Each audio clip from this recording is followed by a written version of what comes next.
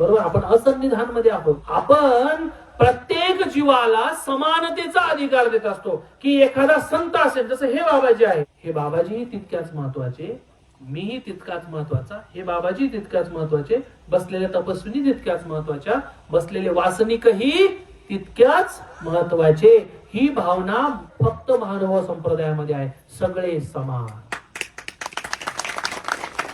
परमेश्वर प्राप्तीचा अधिकार जितका मला आहे तितकाच ह्या बायांना पण आहे, तितकाच तुम्हाला पण आहे. कदाचित आमच्या सांगण्यावरून, जसं म्हणतात ना, शिक्षक त्याचं काम करतात वर्गात शिकवायचं, बरोबर ना. पण शिक्षक 10 पिढ्या शिकवतील पण त्याच वर्गात शिकवतात. पण तो शिकलेला विद्यार्थी पुढे निघून इंजिनियर सुद्धा होऊ शकतो, बरोबर आहे ना. म्हणजे तुम्ही परमेश्वर प्राप्तीला लवकर जाऊ शकता आमच्यापेक्षाही जास्त. का? कारण की तुम्ही पुढे चाललात हळूहळू. आज बाबांचं ऐकलं, त्याच्यावर आचरण सुरू केलं, पुढे निघून गेले.